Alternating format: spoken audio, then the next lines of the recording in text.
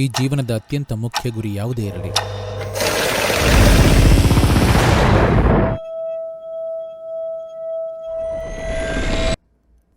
ಈ ಜೀವನದ ಮುಖ್ಯ ಗುರಿ ಏನೇ ಇರಲಿ, ಆ ಬಗ್ಗೆ ಅವಸರ ಇರಬೇಕು. ಮುಂದಿನ ಜನ್ಮಕ್ಕೆ ಅನ್ನೋ ಥರ ನಿರ್ವಹಿಸಬಾರದು. ನೀವು ಅವಸರದಲ್ಲಿರಬೇಕು. ಅವಸರವಿಲ್ಲದೇ ಇದ್ದರೆ ಹತ್ತಿರವಿದ್ದದ್ದನ್ನು ಅನಗತ್ಯವಾಗಿ ದೂರಕ್ಕೆ ಮುಂದೂಡ್ತೀರಿ. ಬಹುತೇಕರ ಮನಸ್ಸಿನ ಸಮಸ್ಯೆ ಇದು.